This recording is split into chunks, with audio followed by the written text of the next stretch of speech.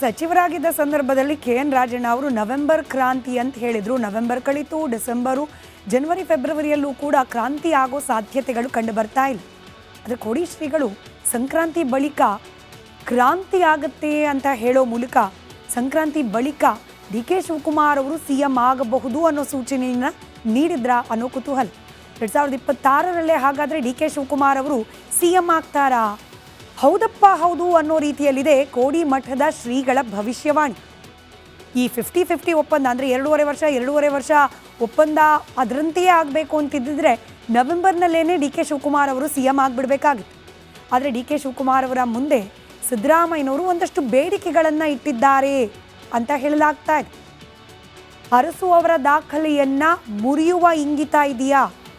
ಹಾಗೊಂದು ವೇಳೆ ಇದ್ದರೆ ಅರಸು ದಾಖಲೆಯನ್ನು ಮುಗಿಯೋವರೆಗೂ ಕೂಡ, ದೇವರಾಜ ಅರಸು ಅವರ ದಾಖಲೆಯನ್ನು ಮುರಿಯೋವರೆಗೂ ಕೂಡ DK ಶಿವಕುಮಾರ್ ಅವರು ಕಾಯಲೇಬೇಕಾಗತ್ತೆ. 2026ರವರೆಗೆ ಕಾಯುವ ಪರಿಸ್ಥಿತಿ. ಜನವರಿ 14, 2026ರವರೆಗೆ ಸಿದ್ದರಾಮಯ್ಯನವರು ಮುಖ್ಯಮಂತ್ರಿಯಾಗಿ ಉಳಿದರೆ ದೇವರಾಜ ಅರಸು ಅವರಿಗಿಂತ ಹೆಚ್ಚು ಅವಧಿಗೆ ಮುಖ್ಯಮಂತ್ರಿಯಾಗಿದ್ದಾರೆ ಅನ್ನೋ ದಾಖಲೆಗೆ, ಅನ್ನೋ ಒಂದು ಕೀರ್ತಿಗೆ ಪಾತ್ರರಾಗಲಿದ್ದಾರೆ. ಇನ್ನು ಇದಾದ ನಂತರದಲ್ಲಿ ಮತ್ತೊಂದು ಇಂಗಿತ ಕೂಡ ಸಿದ್ದರಾಮಯ್ಯನವರಲ್ಲಿ ಇದೆ ಅಂತ ಹೇಳಲಾಗ್ತಾ ಇದೆ. ಬಜೆಟ್ ಮಂಡನೆ. ಅನೇಕ ಬಾರಿ ಇದನ್ನು ನೇರವಾಗಿ ಸಿದ್ದರಾಮಯ್ಯನವರೇ ಹೇಳಿದ್ದಾರೆ, ಮುಂದಿನ ಬಜೆಟ್ ಕೂಡ ನಾನೇ ಮಂಡಿಸ್ತೀನಿ ಅಂತ ಹೇಳಿ. ಬಜೆಟ್ ಮಂಡನೆಯಲ್ಲೂ ಕೂಡ ದಾಖಲೆಯನ್ನು ಬರೀಲಿಕ್ಕೆ ಮುಂದಾಗ್ತಾರ ಸಿದ್ದರಾಮಯ್ಯನವರು. ಅಲ್ಲಿವರೆಗೂ ಬಜೆಟ್ ಮಂಡನೆ ಅಂದರೆ ಹೆಚ್ಚು ಕಮ್ಮಿ ಫೆಬ್ರವರಿ ಅಂತ್ಯ ಅಥವಾ ಮಾರ್ಚ್ ತನಕ ಆಗೇ ಹೋಗುತ್ತೆ. ಮಾರ್ಚ್ನಲ್ಲಿ ಮಂಡನೆ ಆಗುತ್ತೆ ಕರ್ನಾಟಕದ ಬಜೆಟ್. ಅಲ್ಲಿಗೆ ಬಜೆಟ್ ಮಂಡಿಸಿ ಪಟ್ಟತ್ಯಾಗ ಮಾಡ್ತಾರ ಸಿದ್ದರಾಮಯ್ಯನವರು. ಇದೇ ಕಾರಣಕ್ಕೆ ತಾಳ್ಮೆಯಿಂದ ಕಾಯ್ತಾ ಇದ್ದಾರ DK ಶಿವಕುಮಾರ್. ಎಲ್ಲೂ ಕೂಡ ನಾನೇ CM ಅಂತ ಹೇಳಿ ಹೇಳಿಕೆಯನ್ನು ಸಿದ್ದರಾಮಯ್ಯನವರು ಕೊಡ್ತಾ ಇಲ್ಲ. ಈ ಹಿಂದೆ ಹೇಗೆ 5 ವರ್ಷ ನಾನೇ CM ಅಂತ ಹೇಳ್ತಿದ್ರು, ಆ ಹೇಳಿಕೆಯನ್ನಂತೂ ನಿಲ್ಲಿಸಿದ್ದಾರೆ. CM ಸ್ಥಾನದಿಂದ ಕೆಳಗಿಳಿತಾರ? ಅದಕ್ಕೆ ಮತ್ತೊಂದಷ್ಟು ದಿನಗಳ ಕಾಲ ಕಾದು ನೋಡಲೇಬೇಕಾದ ಪರಿಸ್ಥಿತಿ ಇದೆ. ಮತ್ತೊಂದು ಕಡೆ ಈ ಕುರ್ಚಿ ಕಾದಾಟದ ನಡುವೆ ಸಚಿವರಾಗಿದ್ದ ಸಂದರ್ಭದಲ್ಲಿ KN ರಾಜಣ್ಣ ಅವರು ನವೆಂಬರ್ ಕ್ರಾಂತಿ ಅಂತ ಹೇಳಿದ್ರು. ನವೆಂಬರ್ ಕಳಿತು, ಡಿಸೆಂಬರು, ಜನವರಿ, ಫೆಬ್ರವರಿಯಲ್ಲೂ ಕೂಡ ಕ್ರಾಂತಿ ಆಗೋ ಸಾಧ್ಯತೆಗಳು ಕಂಡು ಬರ್ತಾ ಇಲ್ಲ. ಆದರೆ ಕೋಡಿ ಶ್ರೀಗಳು ಸಂಕ್ರಾಂತಿ ಬಳಿಕ ಕ್ರಾಂತಿ ಆಗುತ್ತೆ ಅಂತ ಹೇಳೋ ಮೂಲಕ ಸಂಕ್ರಾಂತಿ ಬಳಿಕ DK ಶಿವಕುಮಾರ್ ಅವರು CM ಆಗಬಹುದು ಅನ್ನೋ ಸೂಚನೆಯನ್ನು ನೀಡಿದ್ರ ಅನ್ನೋ ಕುತೂಹಲ. 2026ರಲ್ಲೇ ಹಾಗಾದರೆ DK ಶಿವಕುಮಾರ್ ಅವರು CM ಆಗ್ತಾರಾ? ಹೌದಪ್ಪ ಹೌದು ಅನ್ನೋ ರೀತಿಯಲ್ಲಿದೆ ಕೋಡಿ ಮಠದ ಶ್ರೀಗಳ ಭವಿಷ್ಯವಾಣಿ. ಈ 50-50 ಒಪ್ಪಂದ ಅಂದರೆ 2.5 ವರ್ಷ ಒಪ್ಪಂದ ಅದರಂತೆಯೇ ಆಗಬೇಕು ಅಂತಿದ್ದರೆ ನವೆಂಬರ್ನಲ್ಲೇ DK ಶಿವಕುಮಾರ್ ಅವರು CM ಆಗಿಬಿಡಬೇಕಾಗಿತ್ತು. ಆದರೆ DK ಶಿವಕುಮಾರ್ ಅವರ ಮುಂದೆ ಸಿದ್ದರಾಮಯ್ಯನವರು ಒಂದಷ್ಟು ಬೇಡಿಕೆಗಳನ್ನು ಇಟ್ಟಿದ್ದಾರೆ ಅಂತ ಹೇಳಲಾಗ್ತಾ ಇದೆ. ಅರಸು ಅವರ ದಾಖಲೆಯನ್ನು ಮುರಿಯುವ ಇಂಗಿತ ಇದೆಯಾ?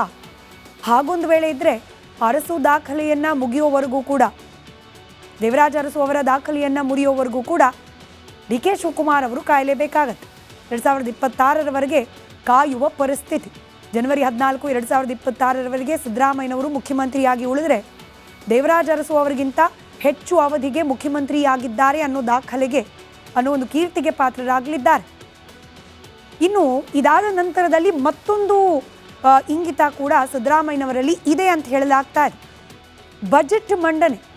ಅನೇಕ ಬಾರಿ ಇದನ್ನು ನೇರವಾಗಿ ಸಿದ್ದರಾಮಯ್ಯನವರೇ ಹೇಳಿದ್ದಾರೆ, ಮುಂದಿನ ಬಜೆಟ್ ಕೂಡ ನಾನೇ ಮಂಡಿಸ್ತೀನಿ ಅಂತ ಹೇಳಿ.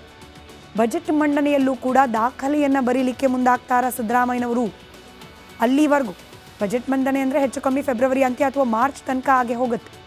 ಮಾರ್ಚ್ನಲ್ಲಿ ಮಂಡನೆ ಆಗುತ್ತೆ ಕರ್ನಾಟಕದ ಬಜೆಟ್. ಅಲ್ಲಿಗೆ ಬಜೆಟ್ ಮಂಡಿಸಿ ಪಟ್ಟತ್ಯಾಗ ಮಾಡ್ತಾರ ಸಿದ್ದರಾಮಯ್ಯನವರು. ಇದೇ ಕಾರಣಕ್ಕೆ ತಾಳ್ಮೆಯಿಂದ ಕಾಯ್ತಾ ಇದ್ದಾರ DK ಶಿವಕುಮಾರ್. ಎಲ್ಲೂ ಕೂಡ ನಾನೇ CM ಅಂತ ಹೇಳಿ ಹೇಳಿಕೆಯನ್ನು ಸಿದ್ದರಾಮಯ್ಯನವರು ಕೊಡ್ತಾ ಇಲ್ಲ. ಈ ಹಿಂದೆ ಹೇಗೆ 5 ವರ್ಷ ನಾನೇ CM ಅಂತ ಹೇಳ್ತಿದ್ರು, ಆ ಹೇಳಿಕೆಯನ್ನಂತೂ ನಿಲ್ಲಿಸಿದ್ದಾರೆ. CM ಸ್ಥಾನದಿಂದ ಕೆಳಗಿಳಿತಾರ? ಅದಕ್ಕೆ ಮತ್ತೊಂದಷ್ಟು ದಿನಗಳ ಕಾಲ ಕಾದು ನೋಡಲೇಬೇಕಾದ ಪರಿಸ್ಥಿತಿ ಇದೆ. ಮತ್ತೊಂದು ಕಡೆ ಈ ಕುರ್ಚಿ ಕಾದಾಟದ ನಡುವೆ ಸಚಿವರಾಗಿದ್ದ ಸಂದರ್ಭದಲ್ಲಿ KN ರಾಜಣ್ಣ ಅವರು ನವೆಂಬರ್ ಕ್ರಾಂತಿ ಅಂತ ಹೇಳಿದ್ರು. ನವೆಂಬರ್ ಕಳಿತು, ಡಿಸೆಂಬರು, ಜನವರಿ, ಫೆಬ್ರವರಿಯಲ್ಲೂ ಕೂಡ ಕ್ರಾಂತಿ ಆಗೋ ಸಾಧ್ಯತೆಗಳು ಕಂಡು ಬರ್ತಾ ಇಲ್ಲ. ಆದರೆ ಕೋಡಿ ಶ್ರೀಗಳು ಸಂಕ್ರಾಂತಿ ಬಳಿಕ ಕ್ರಾಂತಿ ಆಗುತ್ತೆ ಅಂತ ಹೇಳೋ ಮೂಲಕ ಸಂಕ್ರಾಂತಿ ಬಳಿಕ DK ಶಿವಕುಮಾರ್ ಅವರು CM ಆಗಬಹುದು ಅನ್ನೋ ಸೂಚನೆಯನ್ನು ನೀಡಿದ್ರ ಅನ್ನೋ ಕುತೂಹಲ. 2026ರಲ್ಲೇ ಹಾಗಾದರೆ DK ಶಿವಕುಮಾರ್ ಅವರು CM ಆಗ್ತಾರಾ? ಹೌದಪ್ಪ ಹೌದು ಅನ್ನೋ ರೀತಿಯಲ್ಲಿದೆ ಕೋಡಿ ಮಠದ ಶ್ರೀಗಳ ಭವಿಷ್ಯವಾಣಿ. ಈ 50-50 ಒಪ್ಪಂದ ಅಂದರೆ 2.5 ವರ್ಷ ಒಪ್ಪಂದ ಅದರಂತೆಯೇ ಆಗಬೇಕು ಅಂತಿದ್ದರೆ ನವೆಂಬರ್ನಲ್ಲೇ ಡಿ ಕೆ ಶಿವಕುಮಾರ್ ಅವರು CM ಆಗಿಬಿಡಬೇಕಾಗಿತ್ತು. ಆದರೆ ಡಿ ಕೆ ಶಿವಕುಮಾರ್ ಅವರ ಮುಂದೆ ಸಿದ್ದರಾಮಯ್ಯನವರು ಒಂದಷ್ಟು ಬೇಡಿಕೆಗಳನ್ನು ಇಟ್ಟಿದ್ದಾರೆ ಅಂತ ಹೇಳಲಾಗ್ತಾ ಇದೆ. ಅರಸು ಅವರ ದಾಖಲೆಯನ್ನು ಮುರಿಯುವ ಇಂಗಿತ ಇದೆಯಾ? ಹಾಗೊಂದು ವೇಳೆ ಇದ್ದರೆ ಅರಸು ದಾಖಲೆಯನ್ನು ಮುಗಿಯೋವರೆಗೂ ಕೂಡ, ದೇವರಾಜ ಅರಸು ಅವರ ದಾಖಲೆಯನ್ನು ಮುರಿಯೋವರೆಗೂ ಕೂಡ ಡಿ ಕೆ ಶಿವಕುಮಾರ್ ಅವರು ಕಾಯಲೇಬೇಕಾಗತ್ತೆ. 2026ರವರೆಗೆ ಕಾಯುವ ಪರಿಸ್ಥಿತಿ. ಜನವರಿ 14, 2026ರವರೆಗೆ ಸಿದ್ದರಾಮಯ್ಯನವರು ಮುಖ್ಯಮಂತ್ರಿಯಾಗಿ ಉಳಿದರೆ ದೇವರಾಜ ಅರಸು ಅವರಿಗಿಂತ ಹೆಚ್ಚು ಅವಧಿಗೆ ಮುಖ್ಯಮಂತ್ರಿಯಾಗಿದ್ದಾರೆ ಅನ್ನೋ ಒಂದು ಕೀರ್ತಿಗೆ ಪಾತ್ರರಾಗಲಿದ್ದಾರೆ. ಇನ್ನು ಇದಾದ ನಂತರದಲ್ಲಿ ಮತ್ತೊಂದು ಇಂಗಿತ ಕೂಡ ಸಿದ್ದರಾಮಯ್ಯನವರಲ್ಲಿ ಇದೆ ಅಂತ ಹೇಳಲಾಗ್ತಾ ಇದೆ. ಬಜೆಟ್ ಮಂಡನೆ. ಅನೇಕ ಬಾರಿ ಇದನ್ನು ನೇರವಾಗಿ ಸಿದ್ದರಾಮಯ್ಯನವರೇ ಹೇಳಿದ್ದಾರೆ, ಮುಂದಿನ ಬಜೆಟ್ ಕೂಡ ನಾನೇ ಮಂಡಿಸ್ತೀನಿ ಅಂತ ಹೇಳಿ. ಬಜೆಟ್ ಮಂಡನೆಯಲ್ಲೂ ಕೂಡ ದಾಖಲೆಯನ್ನು ಬರೀಲಿಕ್ಕೆ ಮುಂದಾಗ್ತಾರ ಸಿದ್ದರಾಮಯ್ಯನವರು. ಅಲ್ಲಿವರೆಗೂ ಬಜೆಟ್ ಮಂಡನೆ ಅಂದರೆ ಹೆಚ್ಚು ಕಮ್ಮಿ ಫೆಬ್ರವರಿ ಅಂತ್ಯ ಅಥವಾ ಮಾರ್ಚ್ ತನಕ ಆಗೇ ಹೋಗುತ್ತೆ. ಮಾರ್ಚ್ನಲ್ಲಿ ಮಂಡನೆ ಆಗುತ್ತೆ ಕರ್ನಾಟಕದ ಬಜೆಟ್. ಅಲ್ಲಿಗೆ ಬಜೆಟ್ ಮಂಡಿಸಿ ಪಟ್ಟತ್ಯಾಗ ಮಾಡ್ತಾರ ಸಿದ್ದರಾಮಯ್ಯನವರು. ಇದೇ ಕಾರಣಕ್ಕೆ ತಾಳ್ಮೆಯಿಂದ ಕಾಯ್ತಾ ಇದ್ದಾರ ಡಿ ಕೆ ಶಿವಕುಮಾರ್. ಎಲ್ಲೂ ಕೂಡ ನಾನೇ CM ಅಂತ ಹೇಳಿ ಹೇಳಿಕೆಯನ್ನು ಸಿದ್ದರಾಮಯ್ಯನವರು ಕೊಡ್ತಾ ಇಲ್ಲ.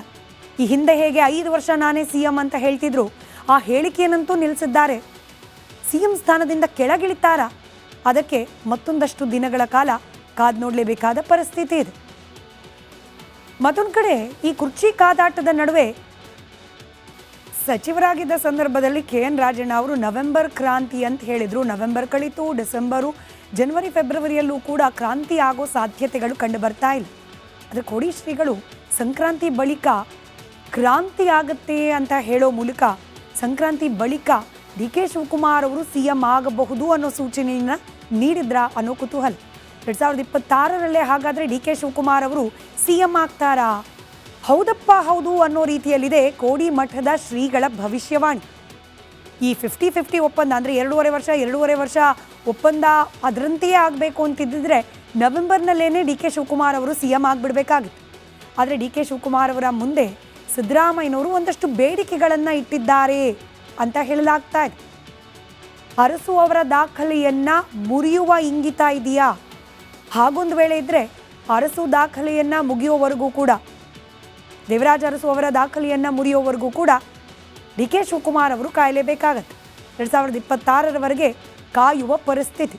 ಜನವರಿ 14, 2026ರವರೆಗೆ ಸಿದ್ದರಾಮಯ್ಯನವರು ಮುಖ್ಯಮಂತ್ರಿಯಾಗಿ ಉಳಿದರೆ ದೇವರಾಜ ಅರಸು ಅವರಿಗಿಂತ ಹೆಚ್ಚು ಅವಧಿಗೆ ಮುಖ್ಯಮಂತ್ರಿಯಾಗಿದ್ದಾರೆ ಅನ್ನೋ ಒಂದು ಕೀರ್ತಿಗೆ ಪಾತ್ರರಾಗಲಿದ್ದಾರೆ. ಇನ್ನು ಇದಾದ ನಂತರದಲ್ಲಿ ಮತ್ತೊಂದು ಇಂಗಿತ ಕೂಡ ಸಿದ್ದರಾಮಯ್ಯನವರಲ್ಲಿ ಇದೆ ಅಂತ ಹೇಳಲಾಗ್ತಾ ಇದೆ. ಬಜೆಟ್ ಮಂಡನೆ. ಅನೇಕ ಬಾರಿ ಇದನ್ನು ನೇರವಾಗಿ ಸಿದ್ದರಾಮಯ್ಯನವರೇ ಹೇಳಿದ್ದಾರೆ, ಮುಂದಿನ ಬಜೆಟ್ ಕೂಡ ನಾನೇ ಮಂಡಿಸ್ತೀನಿ ಅಂತ ಹೇಳಿ. ಬಜೆಟ್ ಮಂಡನೆಯಲ್ಲೂ ಕೂಡ ದಾಖಲೆಯನ್ನು ಬರೀಲಿಕ್ಕೆ ಮುಂದಾಗ್ತಾರ ಸಿದ್ದರಾಮಯ್ಯನವರು. ಅಲ್ಲಿವರೆಗೂ ಬಜೆಟ್ ಮಂಡನೆ ಅಂದರೆ ಹೆಚ್ಚು ಕಮ್ಮಿ ಫೆಬ್ರವರಿ ಅಂತ್ಯ ಅಥವಾ ಮಾರ್ಚ್ ತನಕ ಆಗೇ ಹೋಗುತ್ತೆ. ಮಾರ್ಚ್ನಲ್ಲಿ ಮಂಡನೆ ಆಗುತ್ತೆ ಕರ್ನಾಟಕದ ಬಜೆಟ್. ಅಲ್ಲಿಗೆ ಬಜೆಟ್ ಮಂಡಿಸಿ ಪಟ್ಟತ್ಯಾಗ ಮಾಡ್ತಾರ ಸಿದ್ದರಾಮಯ್ಯನವರು. ಇದೇ ಕಾರಣಕ್ಕೆ ತಾಳ್ಮೆಯಿಂದ ಕಾಯ್ತಾ ಇದ್ದಾರ ಡಿ ಕೆ ಶಿವಕುಮಾರ್. ಎಲ್ಲೂ ಕೂಡ ನಾನೇ CM ಅಂತ ಹೇಳಿ ಹೇಳಿಕೆಯನ್ನು ಸಿದ್ದರಾಮಯ್ಯನವರು ಕೊಡ್ತಾ ಇಲ್ಲ. ಈ ಹಿಂದೆ ಹೇಗೆ 5 ವರ್ಷ ನಾನೇ CM ಅಂತ ಹೇಳ್ತಿದ್ರು, ಆ ಹೇಳಿಕೆಯನ್ನಂತೂ ನಿಲ್ಲಿಸಿದ್ದಾರೆ. CM ಸ್ಥಾನದಿಂದ ಕೆಳಗಿಳಿತಾರ? ಅದಕ್ಕೆ ಮತ್ತೊಂದಷ್ಟು ದಿನಗಳ ಕಾಲ ಕಾದು ನೋಡಲೇಬೇಕಾದ ಪರಿಸ್ಥಿತಿ ಇದೆ. ಮತ್ತೊಂದು ಕಡೆ ಈ ಕುರ್ಚಿ ಕಾದಾಟದ ನಡುವೆ